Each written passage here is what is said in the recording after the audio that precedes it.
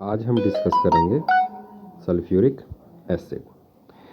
Sulphuric acid is the most important industrial chemical world wide. इसका हम use chemical industry में करते हैं, फर्टिलाइज़र इंडस्ट्री में करते हैं, पेट्रोलियम रिफाइनिंग में करते हैं और एक्सप्लोजिव्स बनाने में भी इसका प्रयोग किया जाता है। तो आप कह सकते हो कि वर्ल्ड वाइड जो आपका सल्फ्यूरिक एसिड है उसका बहुत ज़्यादा यूज़ है। तो सल्फ्यूरिक एसिड को बनाने के लिए हम जो प्रोसेस यूज़ करते हैं उसका नाम है कॉन्टैक्ट प्रोसेस। तो जितने भी प्रोसेसेस हैं आपने उनका नाम याद रखना है और वो किस केमिकल के लिए यूज़ होती हैं। तो ये जो कॉन्टैक्ट प्रोसेस है ये 3 स्टेप में कंप्लीट होती है। जो पहला स्टेप है हमारा वो है सल्फ़र डाइऑक्साइड प्रोड्यूस करना। तो सल्फ़र डाइऑक्साइड कैसे प्रोड्यूस किया जाता है? सल्फ़र को जलाकर या फिर किसी भी सल्फाइड ओर को जलाकर। ठीक है, तो अगर आप सल्फ़र को जलाओगे ऑक्सीजन की प्रेजेंस में तो वो तो सीधा ही क्या प्रोड्यूस करेगा? Sulphur dioxide. या फिर आप कोई सल्फाइड और भी ले सकते हैं जैसे कि आयरन पायराइड। आयरन पायराइड का फॉर्मूला है वो है आपका FeS2। ठीक है, तो जब हम इसको ऑक्सीजन की प्रेजेंस में हीट करते हैं तो ये बनता है हमारा Fe2O3 आयरन ऑक्साइड और प्लस साथ में क्या प्रोड्यूस होती है? Sulphur dioxide. तो हमारा जो मेन पर्पज़ है फर्स्ट स्टेप में वो क्या है? क्या प्रोड्यूस करना? Sulphur dioxide. तो वो आप सल्फ़र को बर्न करके प्रोड्यूस कर सकते हैं।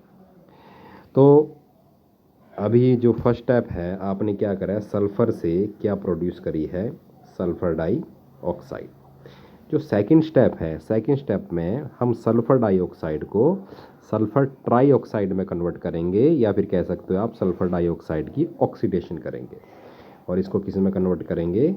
सल्फ़र ट्राइऑक्साइड में in the presence of catalyst V2O5 vanadium penta oxide.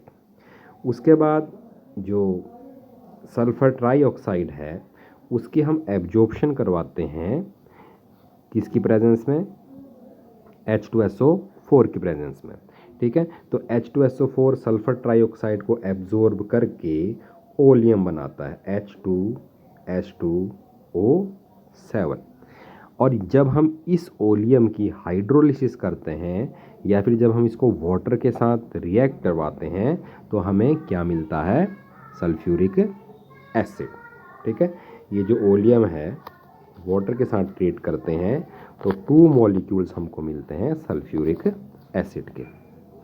तो इसका जो फ्लो डायग्राम है वो देखिए, ये इसका फ्लो डायग्राम है। ठीक है, तो जो आपका पहला चैम्बर है इस चैम्बर में सल्फ़र ब्रंट की जाती है। ठीक है, तो इससे क्या प्रोड्यूस होगी? आपकी सल्फ़र डाइऑक्साइड और कुछ ऑक्सीजन भी इसमें प्रेजेंस होगी उस मिक्सचर में जो कि पहले चैम्बर से निकलेगा। इसके बाद जो सल्फ़र डाइऑक्साइड है और जो ऑक्सीजन है इस मिक्सचर को हम प्यूरीफाई करेंगे बाय प्यूरीफाइंग यूनिट। तो प्यूरीफाइंग यूनिट यहाँ से लेकर यहाँ तक प्री हीटर से पहले तक ये सारी आपकी प्यूरीफाइंग यूनिट है। तो सबसे पहला जो है आपका जो मिक्सचर वो पास किया जाता है डस्ट प्रेसिपिटेटर में से। तो अगर आपके इस मिक्सचर में कोई डस्ट है तो डस्ट प्रेसिपिटेटर क्या कर देता है? उसको अलग कर देता है। ठीक है, उसके बाद इस मिक्सचर को हम दूसरे चैम्बर में से पास करते हैं और ऊपर से स्प्रे करते हैं वाटर का। इससे क्या होता है? जो सल्फ़र डाइऑक्साइड में कोई अगर सॉल्युबल इम्प्योरिटी प्रेजेंट है तो वो वाटर में घुल के बाहर निकल जाती है। ठीक है, उसके बाद यहाँ से जो सेकंड चैम्बर में से जो मिक्सचर निकलेगा उस मिक्सचर में नमी होगी। ठीक है, जो भी गैसेस निकलेगी उसमें क्या होगी, नमी होगी। तो हम क्या करते हैं, जो थर्ड चैम्बर है उसमें हम H2SO4 का स्प्रे करते हैं। इससे क्या होता है, जो सल्फर डाइऑक्साइड है और जो ऑक्सीजन जो सेकंड चैम्बर से आई है, यदि उसमें थोड़ी सी नमी प्रेजेंट है तो कंसनट्रेटेड H2SO4 क्या करता है, उस नमी को एब्जॉर्ब कर लेता है। तो यहाँ से जो मिक्सचर निकलता है वो निकलता है आपका ड्राई सल्फर डाइऑक्साइड और ऑक्सीजन का। ठीक है, इसके बाद हम इस मिक्सचर को पास करते हैं arsenic purifier containing gelatinous hydrated ferric oxide. इसका भी काम यही है कि अगर मान लो कुछ इम्प्योरिटी रह जाए अब भी, तो ये प्यूरीफायर क्या करता है, उस इम्प्योरिटी को क्या कर लेता है, एब्जॉर्ब कर लेता है। अब यहाँ से जो मिक्सचर है उसको प्री हीटर में हीट किया जाता है। ठीक है, प्री हीटर में जो आपका सल्फ़र डाइऑक्साइड है और जो ऑक्सीजन है उसके मिक्सचर को 720 केल्विन तक हीट किया जाता है। ठीक है, इसके बाद इस मिक्सचर को कैटालिटिकल कन्वर्टर में डाला जाता है जहाँ पर वैनेडियम पेंटाऑक्साइड प्रेजेंट होता है। ठीक है, तो ये ऑक्सीडेशन चैम्बर है, ऑक्सीडेशन चैम्बर। इस चैम्बर में क्या होता है, जो सल्फर डाइऑक्साइड है वो कन्वर्ट हो जाती है किसमें, सल्फर ट्राई ऑक्साइड में।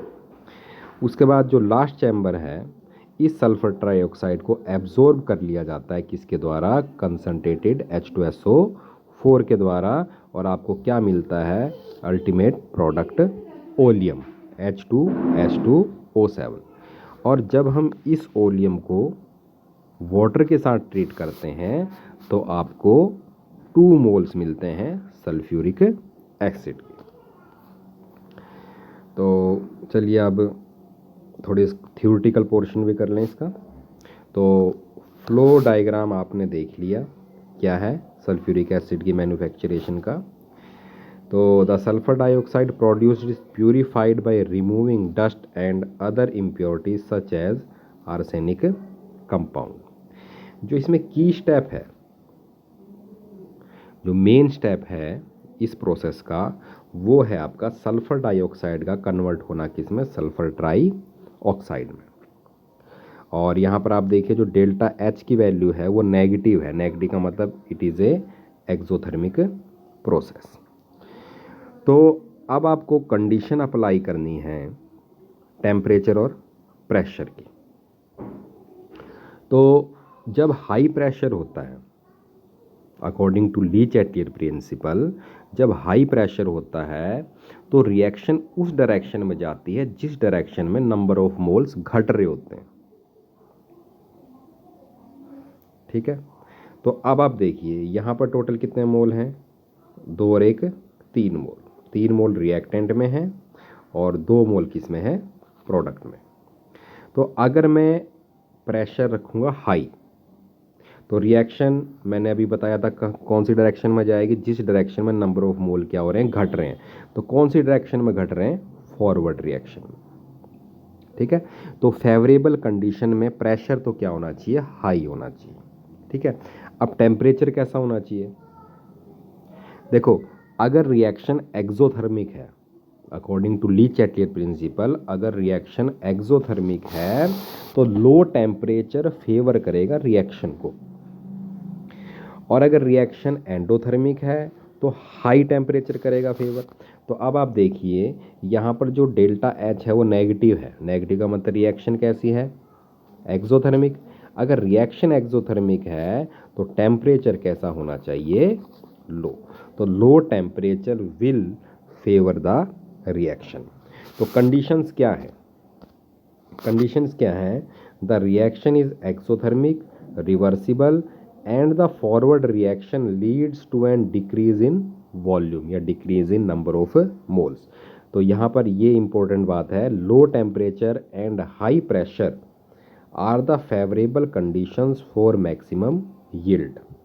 ठीक है, जितना ज़्यादा बनेगा आपका सल्फर ट्राईऑक्साइड उतना ही ज़्यादा आपको क्या मिलेगा, सल्फ्यूरिक एसिड। तो ये जो दो कंडीशंस हैं ये आपने याद रखनी है। But the temperature should not be very low, बहुत ज़्यादा भी नहीं कम होना चाहिए। अगर बहुत ज़्यादा कम होगा तो रेट ऑफ रिएक्शन कैसी होगी, बहुत स्लो होगी। ठीक है, प्रोसेस तो होगी लेकिन काफ़ी टाइम लग जाएगा प्रोसेस को होने में।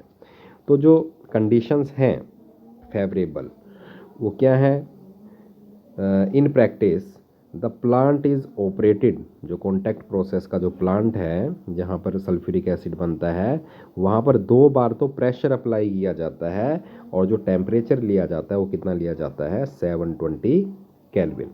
The sulphur trioxide gas from the catalytical converter is absorbed in the in concentrated H2SO4 to produce oleum. Dilution of oleum, dilution का मतलब हम वाटर ऐड करेंगे, with water gives H2SO4 of the desired concentration. In the industry 2 steps are carried out simultaneously to make the process continuous one and also to reduce the coast.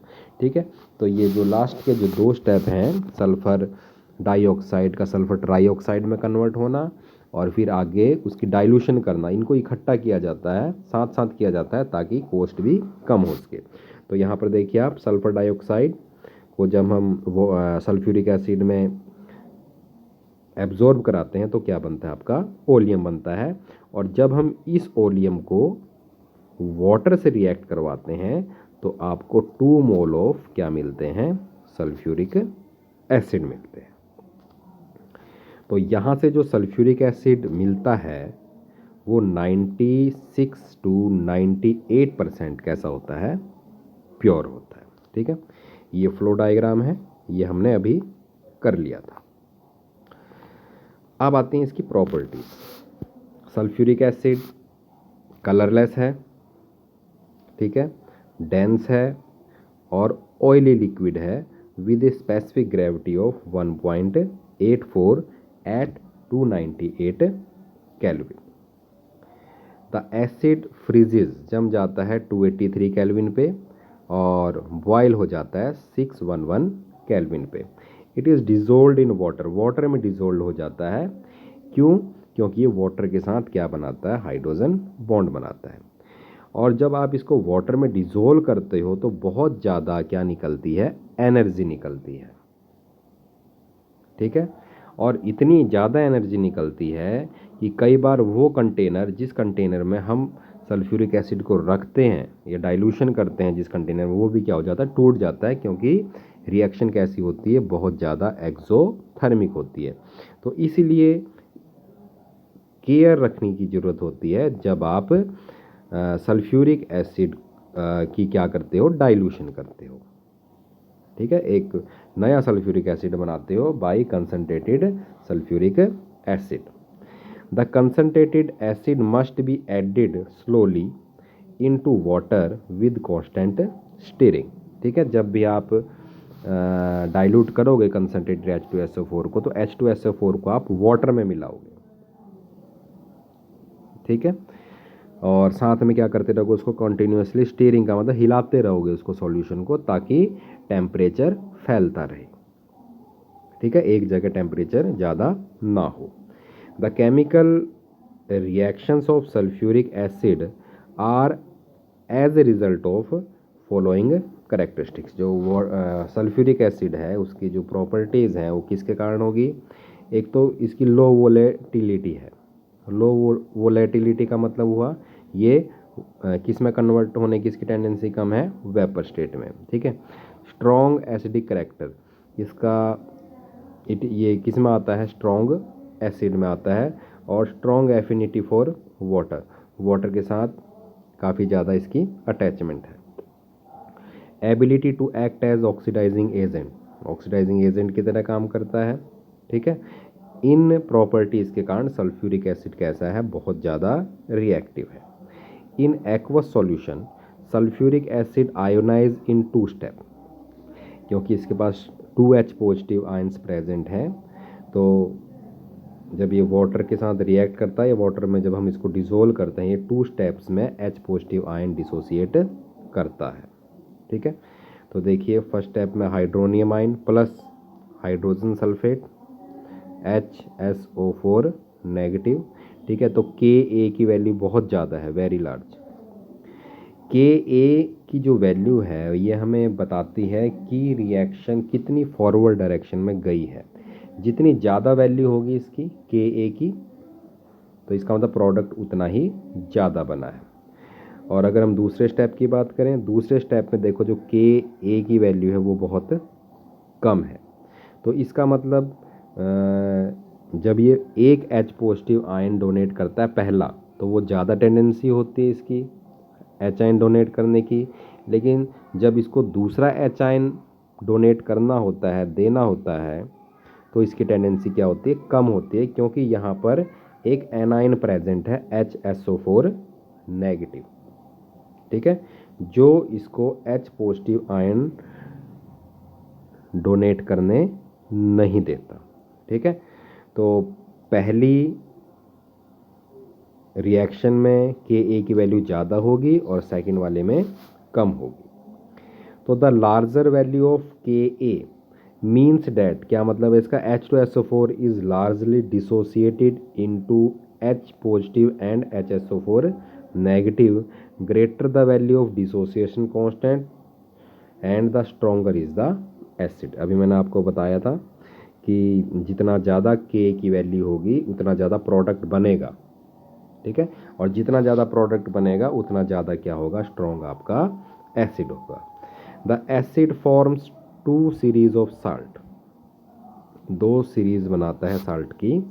एक तो normal sulphate, जैसे आपका sodium sulphate हो गया Na2SO4, copper sulphate हो गया आपका CuSO4, और एक बनाता है आपके एसिड सल्फेट्स।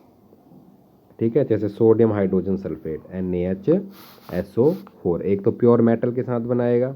ठीक है, और एक साथ में क्या बनाएगा, दूसरे मेटल्स के साथ क्या बनाएगा, हाइड्रोजन सल्फेट बनाएगा। Sulphuric acid because of its low volatility can be use to manufacture more volatile acid from their corresponding salt. तो इसके सल्फ्यूरिक एसिड का आप यूज़ दूसरे एसिड्स बनाने में भी कर सकते हैं। ठीक है, जैसे MX है, किसी भी मेटल का साल्ट है, यदि आप इसको सल्फ्यूरिक एसिड से ट्रीट करोगे तो ये बन जाएगा आपका एसिड HX, और प्लस साल्ट बनेगा आपका मेटल का M2SO4।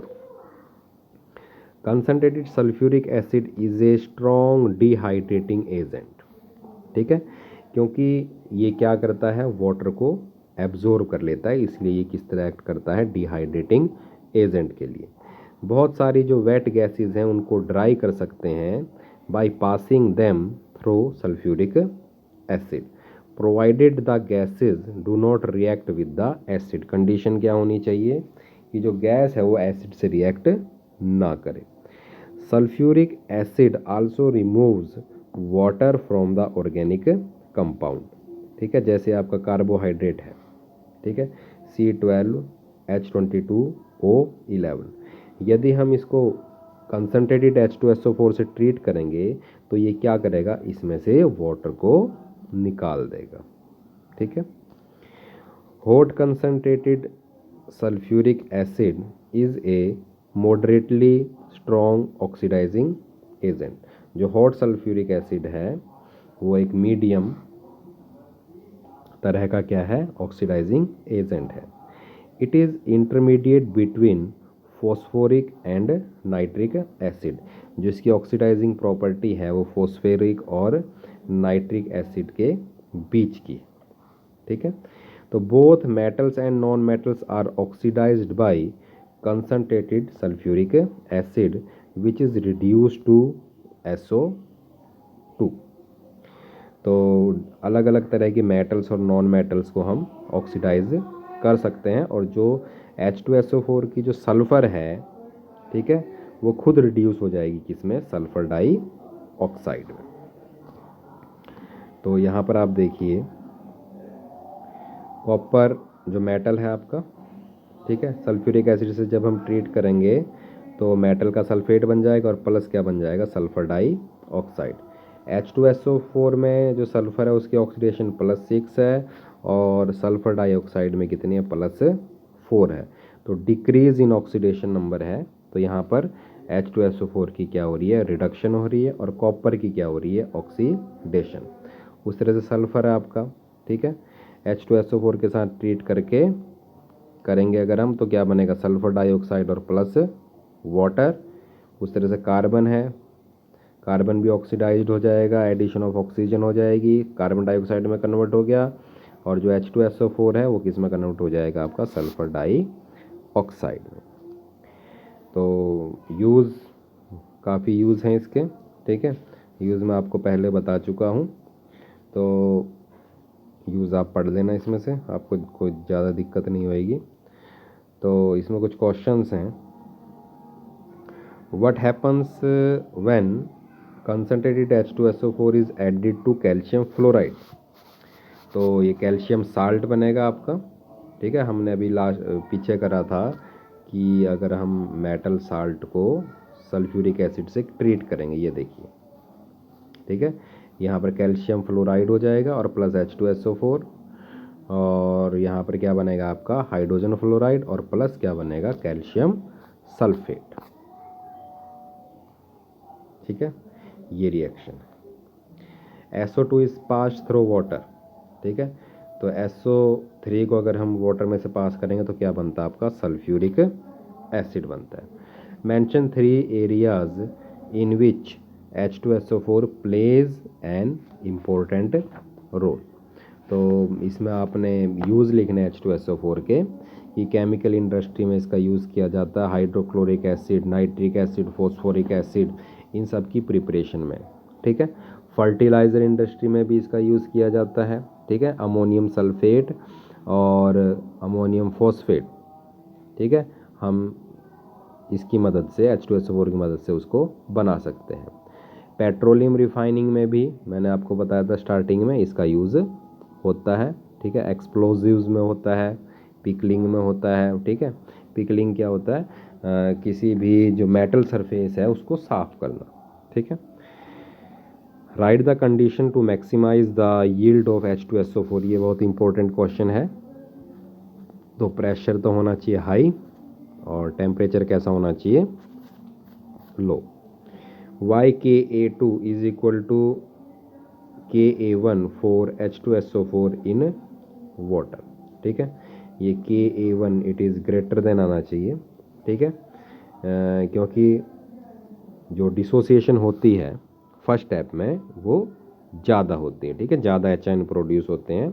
तो जो KA1 की वैल्यू होगी वो कैसी होगी, सल्फ्यूरिक एसिड की ज़्यादा होगी।